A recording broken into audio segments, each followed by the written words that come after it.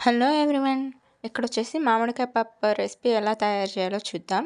ఇక్కడొచ్చేసి ముందుగానే కావాల్సిన ఇంగ్రీడియెంట్స్ అన్నీ కట్ చేసి పెట్టుకున్నాను.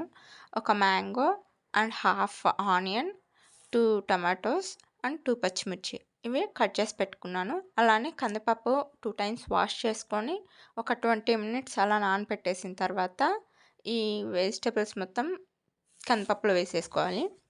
ఫస్ట్ మ్యాంగో వేసేసి ఆ తర్వాత ఆనియన్స్ అండ్ టమాటా, పచ్చిమిర్చి వేసాక కొంచెం పసుపు, టేస్ట్‌కి తగినంత సాల్ట్ అండ్ ఒక స్పూను కారం వేసేసుకొని మొత్తాన్ని బాగా మిక్స్ చేసేసి తగినన్ని వాటర్ పోసేసుకున్న తర్వాత లైట్‌గా ఆయిల్ వేసుకున్నామంటే ఆ వాటర్ అనేది బయటికి పొంగకుండా ఉండిద్ది. సో, ఆయిల్ వేసుకుంటే అదనమాట బెనిఫిట్.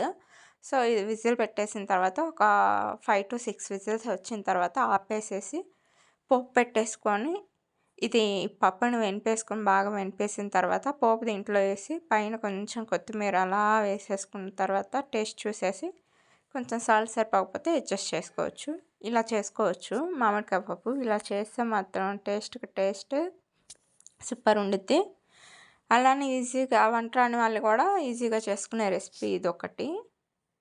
So, that's it. ఇలాంటి రెసిపీస్ కావాలంటే ఇప్పుడే ఈ యూట్యూబ్ ఛానల్‌ని సబ్స్క్రైబ్ అవ్వండి.